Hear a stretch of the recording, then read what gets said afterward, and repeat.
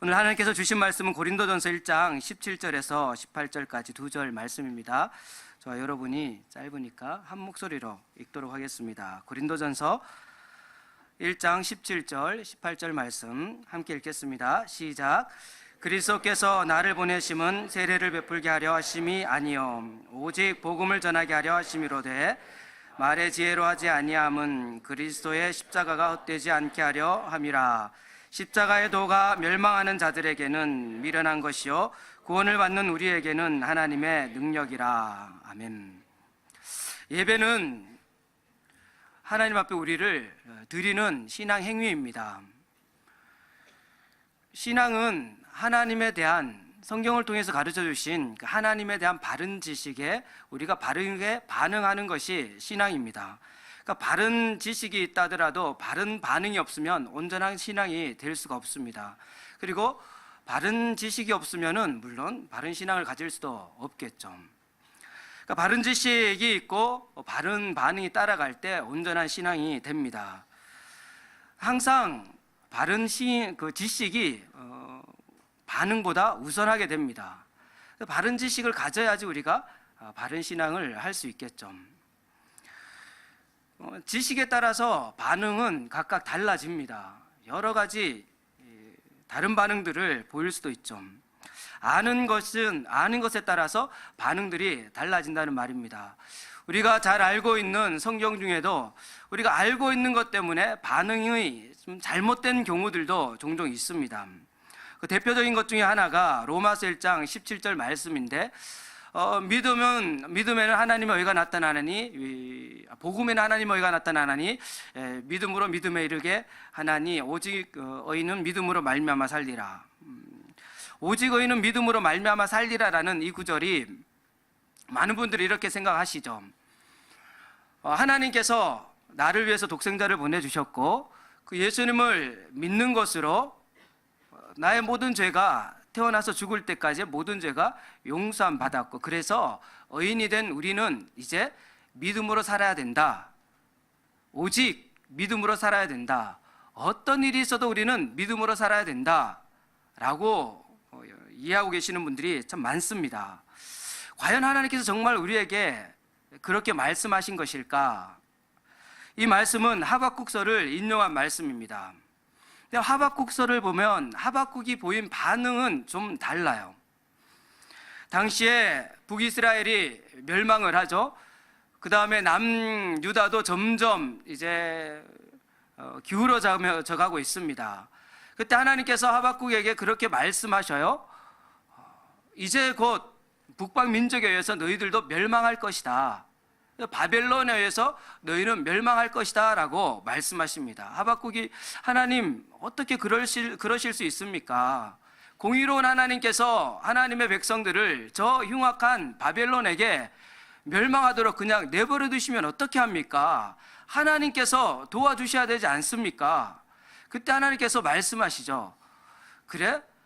그 북방 민족은 사자처럼 강하고 주변에 있는 모든 나라들을 집어삼킬 거다. 결국 남유다도 바벨론에 의해서 멸망할 것이다. 이렇게 말씀하십니다. 그렇게 말씀하시면서 하나님께서 하박국 선지자에게 보라 그의 마음은 교만하며 그 속에서 정직하지 못하나 의인은 그의 믿음으로 말미암아 살리라 라고 이 말씀을 하신 거거든요.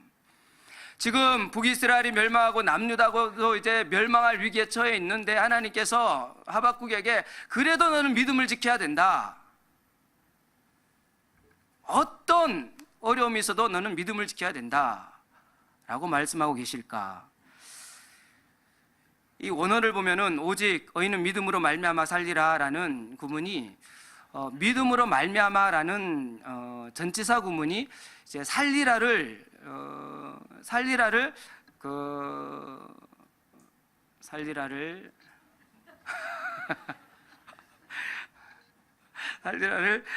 수식할 수도 있고 또 의인을 수식할 수도 있습니다.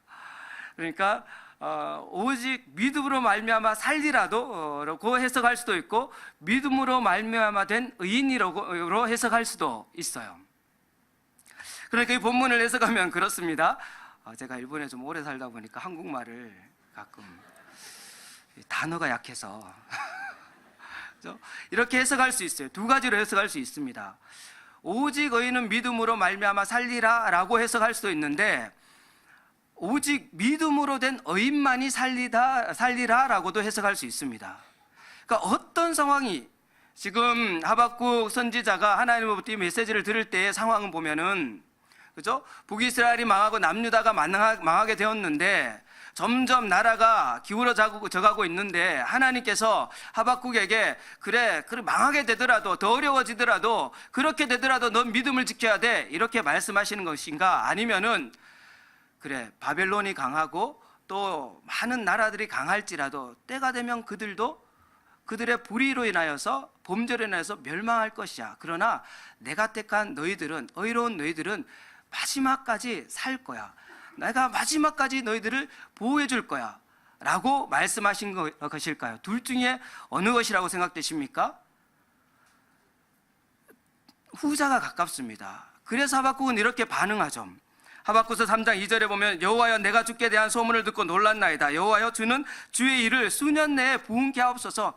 하나님의 그 음성을 듣고요, 그러면 그렇지 하나님, 바벨론이 강하고 세상에 흥하는 그 수많은 사람들이 있더라도 그들은 결국 그들의 불의 때문에 멸망할 것입니다.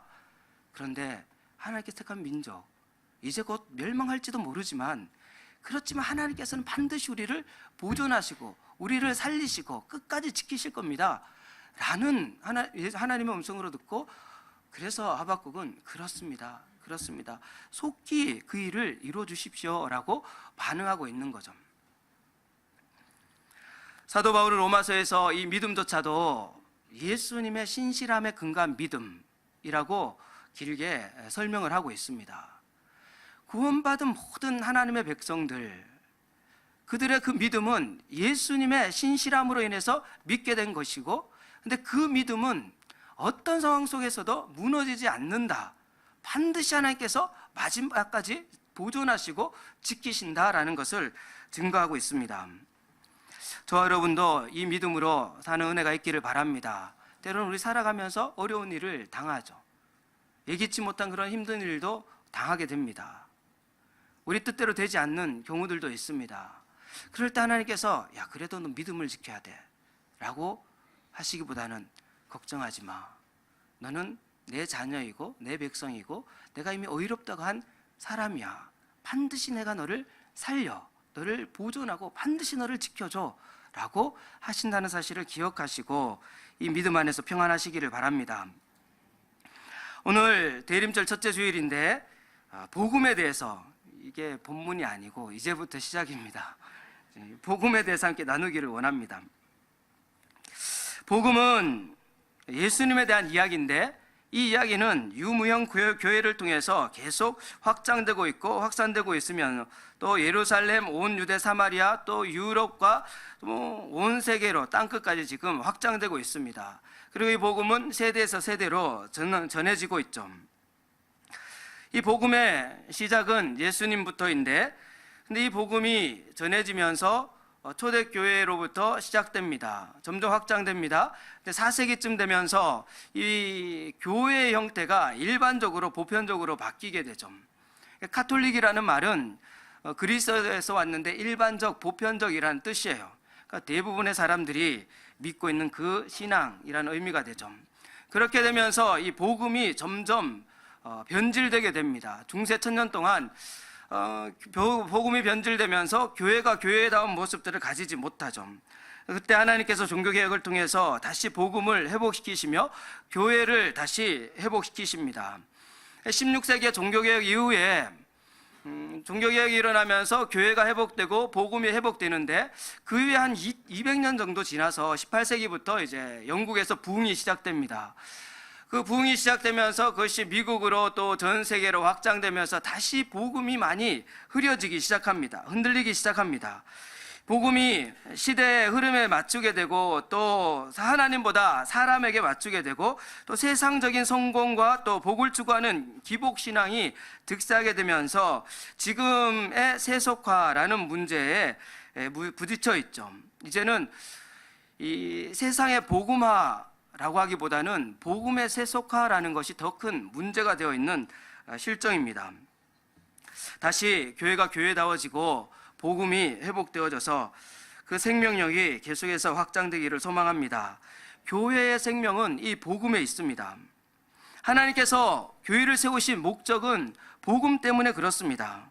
예수님께서도 마태복음 24장 14절에 이 천국 복음이 모든 민족에게 증언되기 위하여 온 세상에 전파되리니 그제야 끝이 오리라. 천국 복음이 온 땅에 전해질 것을 예수님께서 말씀하셨죠. 오늘 본문 17절에도 그리스도께서 나를 보내심은, 바울이 고린도에 있는 성도들에게 그렇게 이야기합니다.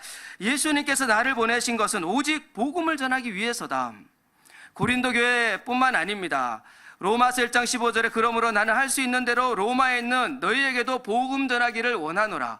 바울은 고린도 교회, 로마 교회 모든 곳의 사람들에게 가장 우선적으로 복음 전하기를 원한다라고 이야기하고 있습니다. 그런데 복음에 대해서 우리가 잘 모르고 있다는 거죠. 복음에 대해서 잘 모릅니다. 복음에 대해서 정확히 이해하지 못하고 있기 때문에 요즘은 이단들이 이 복음을 잘 설명해 주는 것처럼 하면서 기존의 성도들을 미혹하죠. 제가 어떤 홈페이지를 이렇게 쭉 찾아보면서요, 홈페이지에 이런 글이 있더라고요. 교회마다 복음을 전한다고 하는데 복음의 의미가 막연합니다. 복음이란 무엇인가요? 라는 질문이 있고 그 뒤에 이제 복음에 대한 쭉 설명이 있습니다. 이게 분당에 있는 하나님의 교회 세계 복음 선교회라는 그 이단의 홈페이지에 있는 글이에요. 홈페이지에. 그럼 많은 성도들이 복음을 잘 모르니까 그런 데 들어가서 거짓 복음에 미혹되는 거예요. 그 교주는 국수 먹고 뇌졸중으로 죽었거든요. 교주. 그래서 그 아내가 지금은 교주를 하고 있습니다. 이대 교주를. 그런 이단이 복음을 이야기하고 있어요. 근데 기존의 성도들이 복음을 제대로 이해하지 못하고 있기 때문에 거기에 미혹되고 있습니다. 우리는 참 복음과 거짓 복음, 세상 복음을 잘 구별해야 합니다. 참 복음은 천국 복음이에요. 천국 복음. 예수님께서 말씀하신 것처럼 천국 복음이 땅끝까지 전해져야 된다라고 말씀하셨어요. 이 천국 복음과 거짓 복음 또 세상 복음을 구별하지 못하면 우리도 거기에 미혹을 당할 수가 있겠죠. 천국은 하나님의 나라를 의미하죠. 천국 복음은 하나님의 나라에 대한 복음입니다. 아무리 좋은 소식, 복음처럼 보여도 그것이 하나님의 나라와 상관이 없다면은 그것은 천국 복음이 아니고 세상 복음일 뿐이고 또 거짓 복음일 뿐입니다. 하나님 나라의 복음, 그 천국 복음은 하나님 나라의 복음인데 그렇다면 하나님 나라에 대해서 우리가 명확하게 알고 있어야 해요.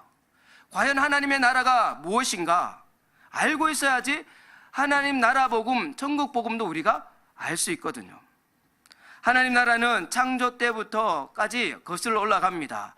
하나님께서 창조 때 에덴 동산을 지으실 때 남자와 여자를 지으시며 그리고 생육하고 번성하라고 말씀하시고 다스리라고 말씀하시죠.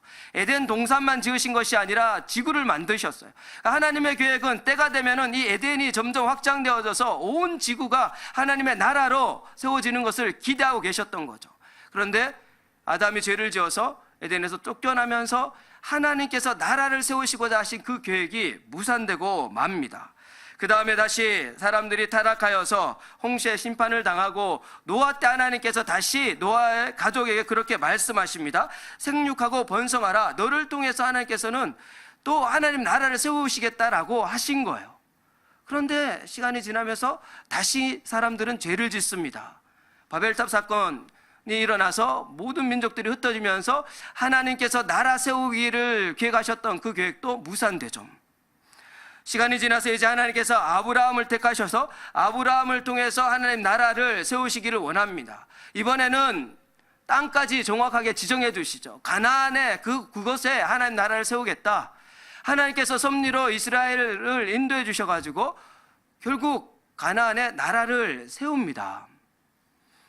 그 나라가 하나님의 나라가 되면 좋은데 이스라엘이 점점 죄를 짓죠.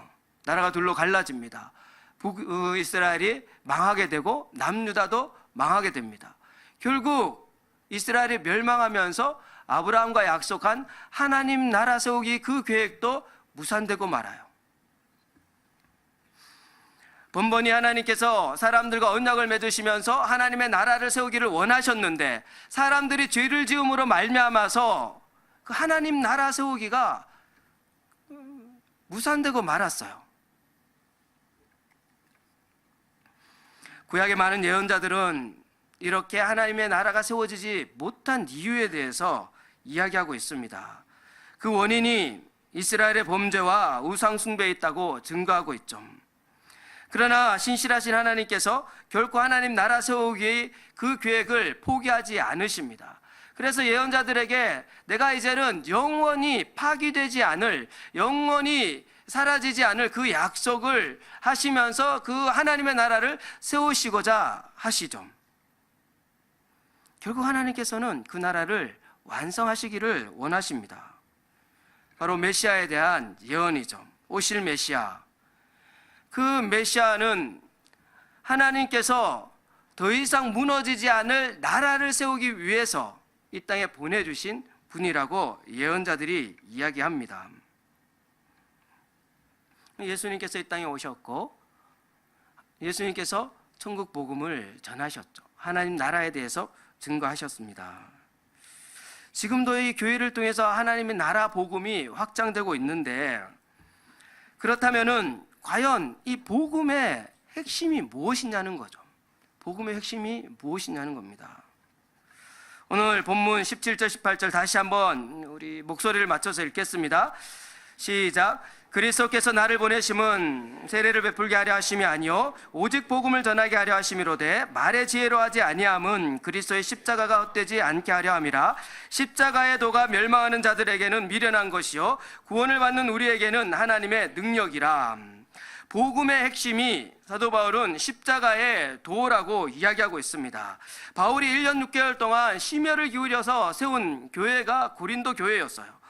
그런데 이 고린도 교회에 여러 문화들이 혼재하고 또 다양한 은사들이 나타나면서 처음에는 부흥을 하죠.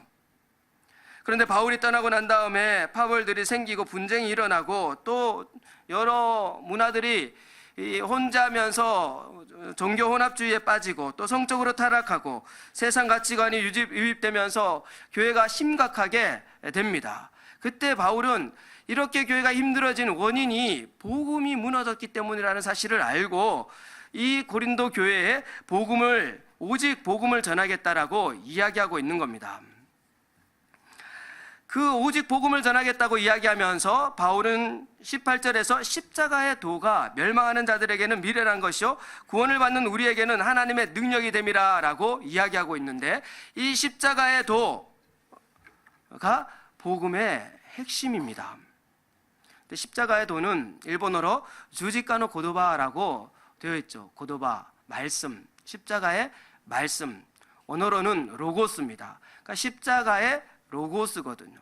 요한복음 1장 1절 말씀을 보면 태초에 말씀이 계시니라 이 말씀이 하나님과 함께 계셨으니 이 말씀은 곧 하나님이시라. 말씀은 이 로고스는 예수 그리스도를 의미합니다.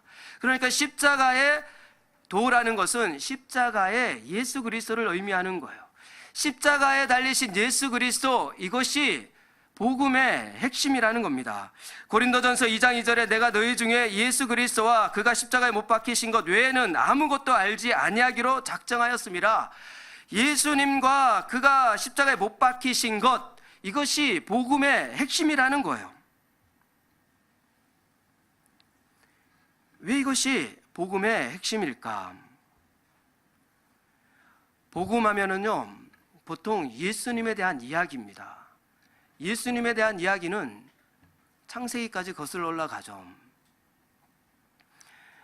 로고스는 그죠? 사람의 몸으로 이 땅에 오시기 이전의 로고스는 창조 이전에도 계셨고 창조 때 함께 하셨고 구약 역사 속에서도 함께 하셨죠. 이 로고스가 사람의 몸을 입고 태어나신 것이 예수 그리스도시거든요. 예수님께서 이 땅에 태어나신 다음에 그죠? 갓난아기로 사셨고 그 다음에 초등학생처럼 중학생처럼 청소년기를 보내시고 그리고 이제 어른이 되시고 30세가 되어서 드디어 공생애를 시작하십니다. 그때부터 천국 복음을 전하시면서 여러 가지 이적들도 행하시고 또 가르치시죠. 그 가르침은 보통 사람들의 가르침과 달랐습니다. 병자들이 낫게 되기도 하고, 눈먼 자들이 눈을 뜨게 되기도 하고, 귀신 들렸던 자들이 또 자유함을 얻기도 하고, 심지어는 죽은 자들이 살아나기도 하고, 예수님께서 행하신 일들은 실로 놀라운 역사들이었어요. 그리고 그 예수님께서 십자가에 달려서 죽으셨고 그 다음에 부활하셨고 지금도 살아계신다. 이 모든 내용이 사실은 복음입니다. 이 모든 내용들 중에서 가장 중요한, 다른 것은 좀 잊어도 되지만 절대 잊어서도 안 되는, 반드시 기억해야 할 복음의 핵심은 예수님의 십자가라는 겁니다. 그렇다면 왜 예수님의 십자가에 달리신 예수 그리스도가 복음의 핵심인가? 예수님께서 십자가에서 하나님의 사랑과 공의를 완성하셨기 때문에 그렇습니다. 그리고 이 사랑과 공의는 하나님의 나라의 통치의 기준이 되기 때문에 그렇습니다. 대부분의 성도들이 십자가 하면 떠올리는 것이 첫째, 사랑이죠. 나를 구원하시는 하나님의 사랑, 영원히 죽을 수밖에 없는, 멸망할 수밖에 없는, 스스로의 힘으로는 구원받을 수 없는 그런 죄인을 구원해 주신 하나님의 사랑. 과연 십자가가 하나님의 사랑만 증거하고 있을까요? 하나님께서 이 십자가를 통해서 이루시고자 원하시는 것이 죄인의 구원, 거기까지일까요? 과연 하나님께서 이 십자가를 통해서 이루시기를 원하시는 그 뜻이 구원에서 멈추는 것일까라는 거죠. 십자가가 하나님의 사랑만이라고 생각하면요, 그분들은 기울어진 십자가를 붙잡고 있는 겁니다.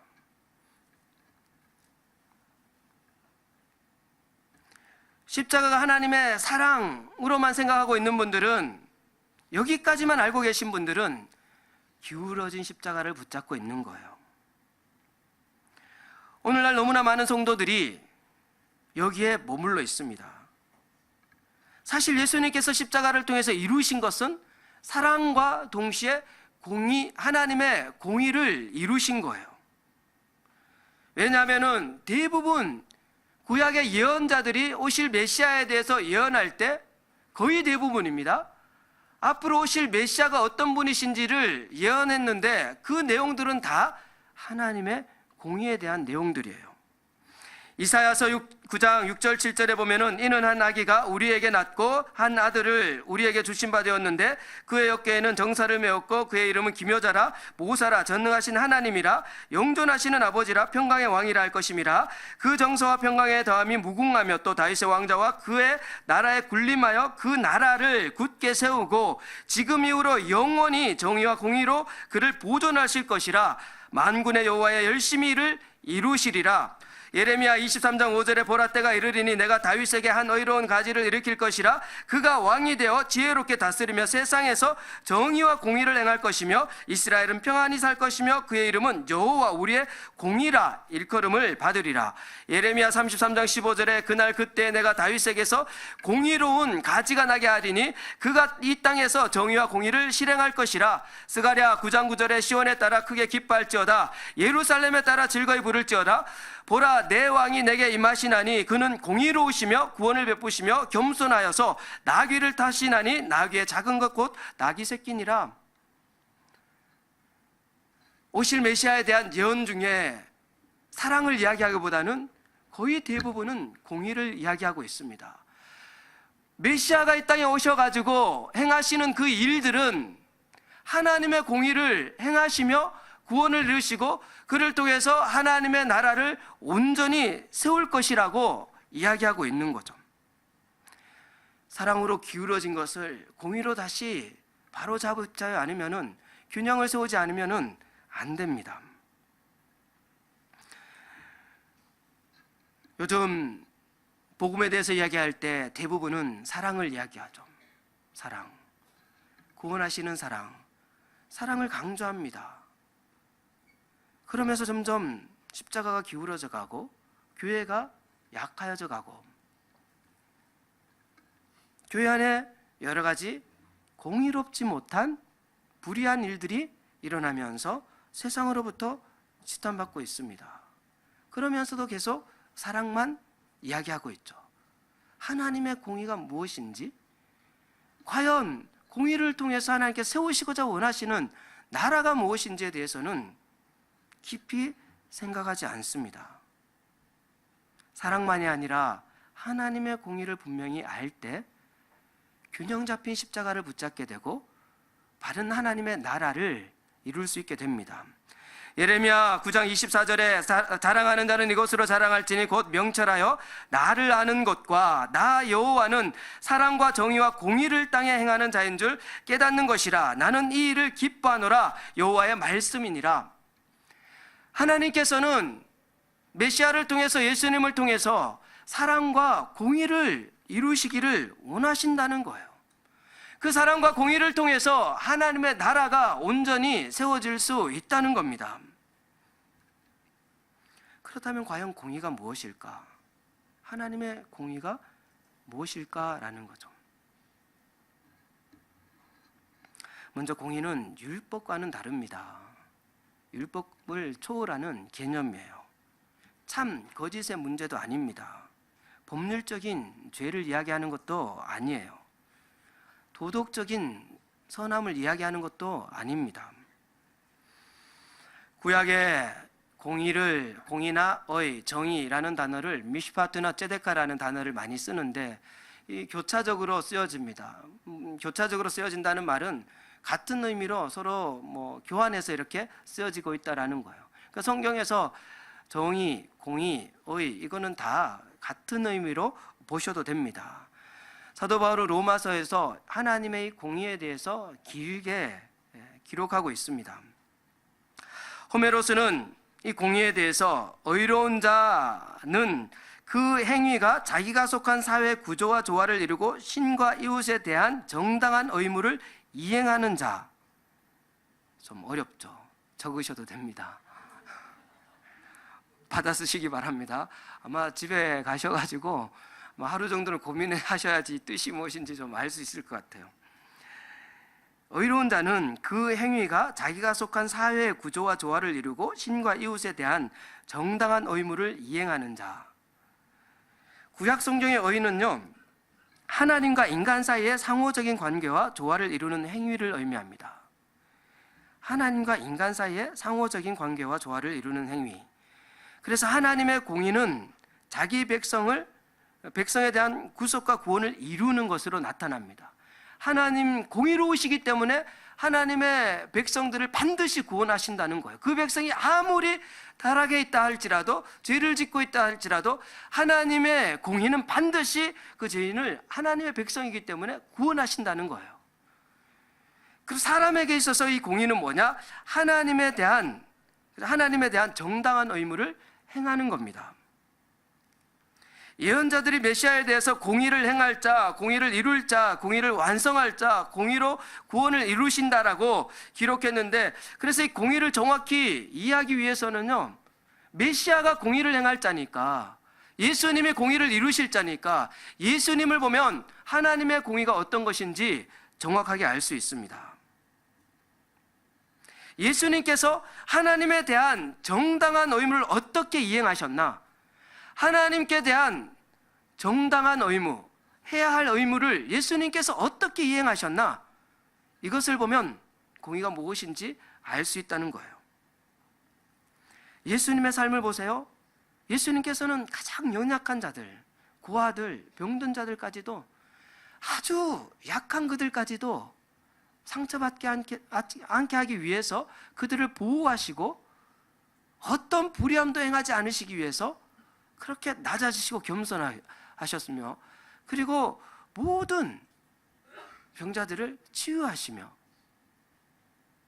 하나님의 마음을 온전히 알고 메시아로서 이행해야 할 모든 것들을 다 이행하시고자 하신 분이 예수님이시고요, 그 메시아로서의 해야 할 의무 중에 하나는 십자가에서 죽으시는 거죠. 마태복음 26장 39절에 내 아버지여 만일 할만하시거든 이 잔을 내게서 지나가게 하옵소서. 그러나 나의 원대로 마시옵고 아버지의 원대로 하시옵소서. 그 메시아의 정당한 의무를 다 행하시고자 십자가에서 죽으셨어요. 그것이 얼마나 큰 고통인지를 아시면서도 공의를 이루시고자 십자가를 지신 거죠. 그러니까 하나님과의 항상 바른 관계에 있어서 모든 불의함이 제거된, 모든 죄가 제거된 선한 행위들이 바로 공의예요. 이 공의의 기준이 사실은 굉장히 높습니다. 예수님께서 그런 삶을 사셨고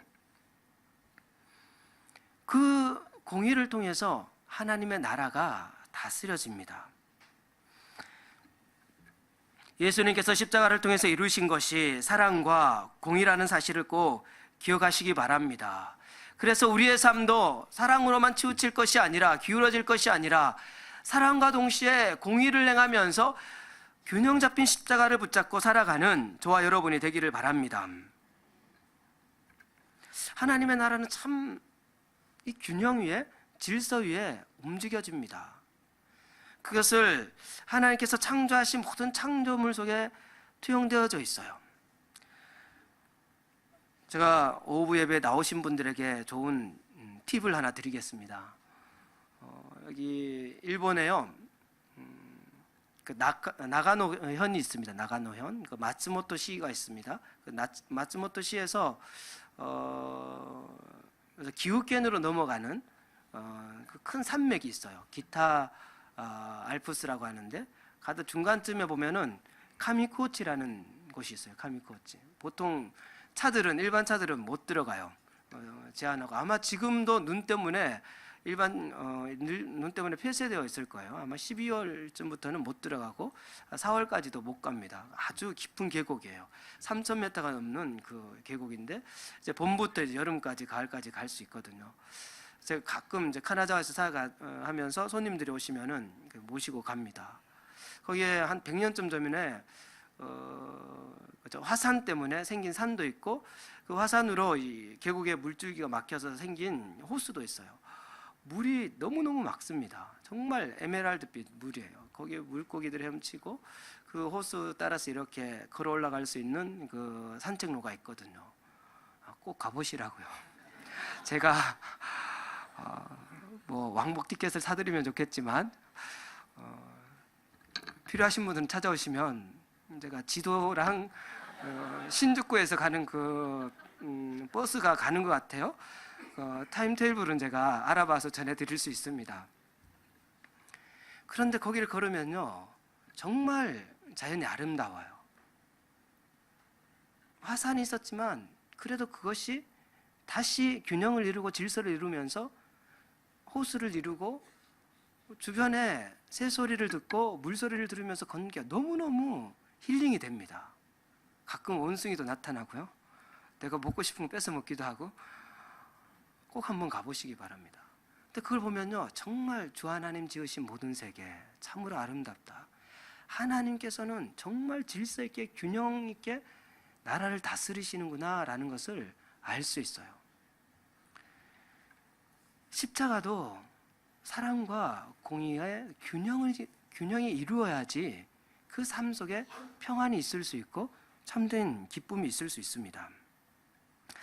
다시 본문으로 돌아와서 17절에 그리스도께서 나를 보내심은 세례를 베풀게 하려 하심이 아니오 오직 이 복음을 전하기 위해서인데, 복음의 핵심은 십자가에 달리신 예수 그리스도. 그런데 이 십자가 예수 그리스도는 하나님의 사랑과 공의를 의미한다는 사실을 꼭 기억하시기 바랍니다.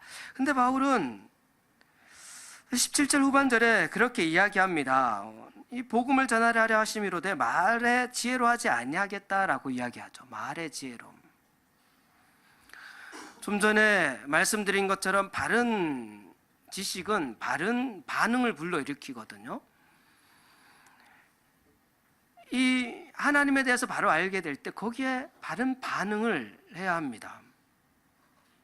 제가 일전에 합신에서 하는 그 목회자 대학원에서 예레미야서 강의를 들은 적이 있는데 그 교수님이 참 제가 목회자로서 어떻게 살아가야 할지를 가르쳐 주신 것 같아요.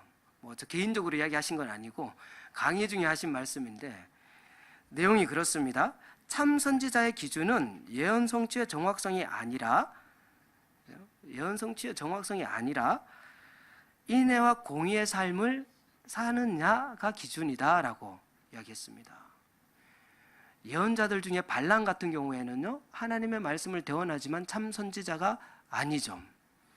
우리가 하나님에 대해서 안다 하더라도 사랑과 공의를 행하지 못하면은 그 신앙은 참된 신앙이 될 수 없습니다.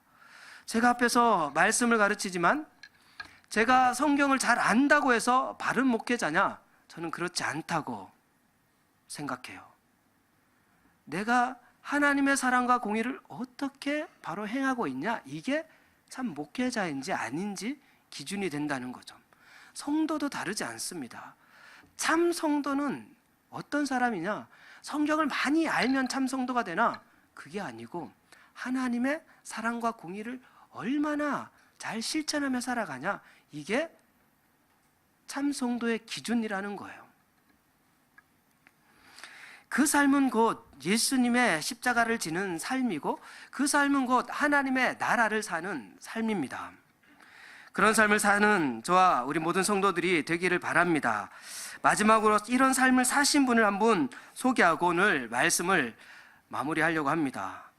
이제 30분이 가까웠는데 혹시 가셔야 될 분들은 가지 마시고 기다리시기 바랍니다. 우리 주보 안에 별지로 한 장 나눠드렸는데 다 가지고 계시나요? 거기에 보면 미야자와 켄지라는 사람이 쓴 시가 있습니다. 아메니모 마케즈라고 비에도 지지 않고 일본 초등학교 교과서에 나와 있는 아주 유명한 시입니다. 일본 사람들이 대부분 알고 있는 시예요.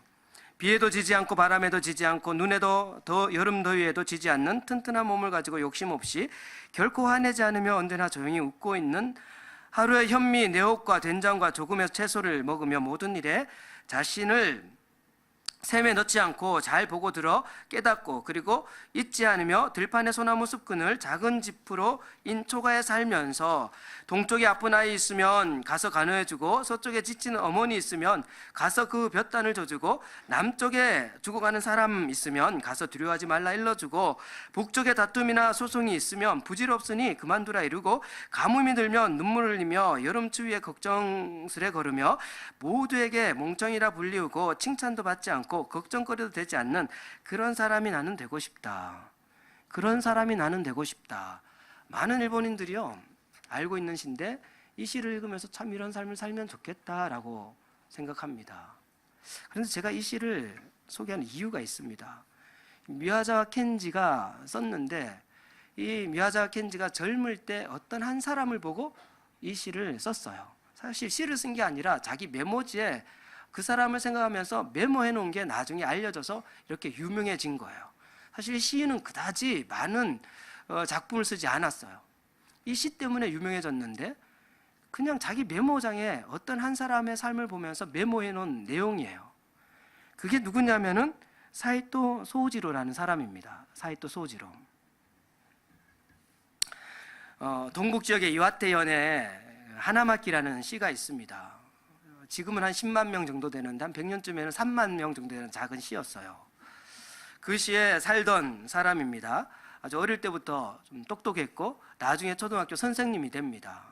나 23세 때 어떤 책을 읽으면서 책을 읽고 그 당시에 일본에 유명했던 우치무라 간조가 세쇼주쿠 성경 학원처럼 기타 신주쿠에 있습니다. 그 운영했던 세쇼주쿠가 거기서 많은 책들을 만들었는데 그 책을 읽고 감동을 받고 이 사람이 예수님을 믿게 돼요. 그 시에서 제1호 크리스찬이 됩니다. 그 시에 아무도 크리스찬이 없는데 자기가 첫 번째 크리스찬이 되죠.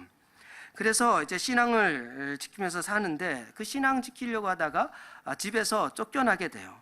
파문을 당하고 가족이랑 절연하게 되고 수업 시간에 아이들에게 이 성경을 가르치는 것 때문에 이제 교직도 잃게 됩니다. 이웃 사람들이 막 그 집에 돌을 던지고 여러 가지 핑계 대면서 그 집을 허물기도 하고 계속되는 어려움들이 있었어요.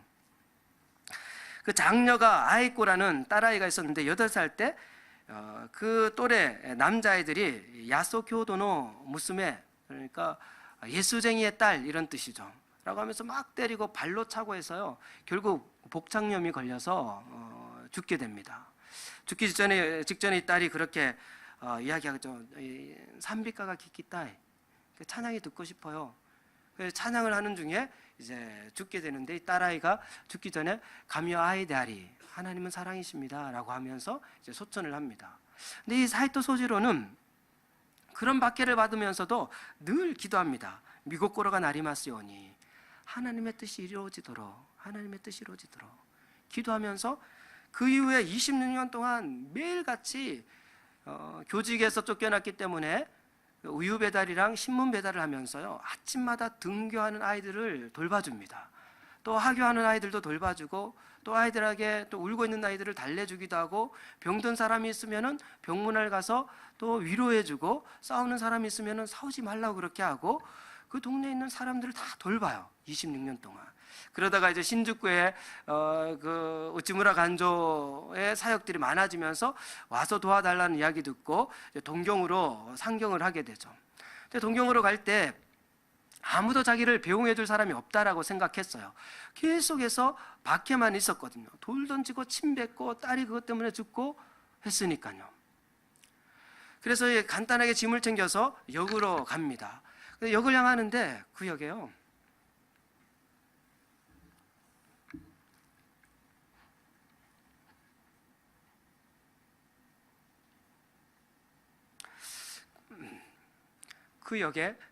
그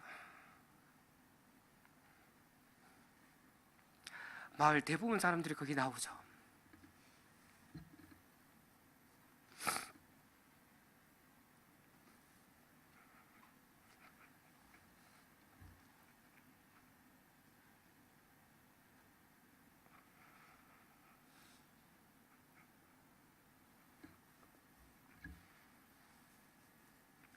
그 핍박했던 사람들이 다 역으로 나와요.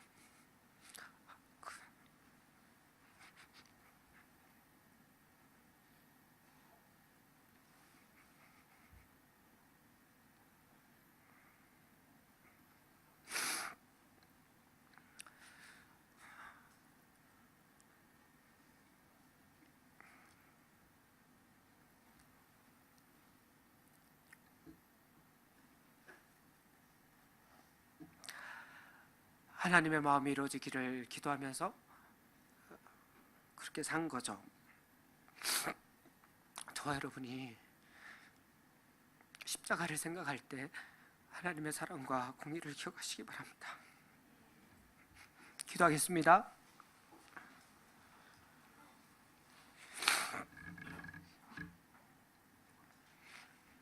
하나님 아버지, 저희들이 십자가를 기억한다며 좀 살아가면서 하나님의 그 놀라운 사랑만 알지 하나님께서 십자가를 통하여서 이루신 그 공의에 대해서 너무 모르고 우리 삶 속에 공의롭지 못한 것들이 너무나도 많습니다. 주님, 저희들이 예수님을 닮아서 그 공의로운 삶을 하루하루 살 수 있도록 인도하여 주시옵소서. 주님께서 함께 하실 줄 믿습니다. 예수님의 이름으로 기도드렸습니다.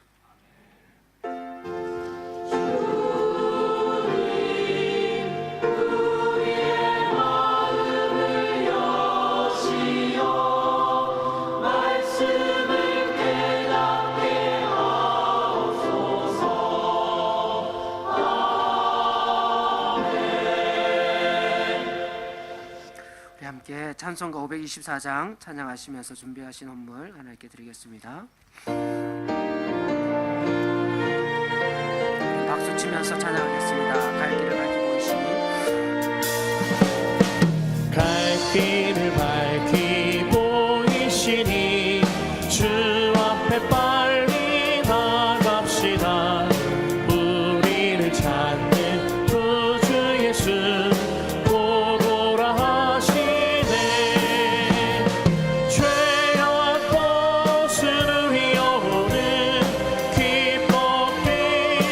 주를 보겠네.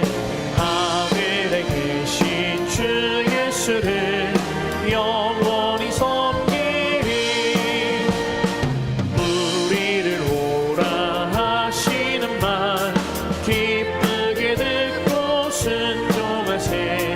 구주를 믿기 지체 말고 속속히 나가세. 죄악 벗은 우리 영혼은 기뻐 깨며 주를 보겠네. 하늘에 계신 주 예수를 영원히 섬기리. 주 오늘 여기 계시오니 다 와서 주의 말씀 드세. 듣기도 하며 생각하니 참 진리시로다. 죄악 벗은 우리 영혼은 기뻐 뛰며 주를 보겠네. 하늘에 계신 주 예수를 영원히 섬기리. 하나님 아버지 감사합니다. 저희를 구원하시고자 독생자를 이 땅에 보내주시고 우리의 모든 죄를 대신하고자 기꺼이 십자가를 지신 예수 그리스도를 믿을 수 있는 마음을 저희에게 주심에 감사드립니다.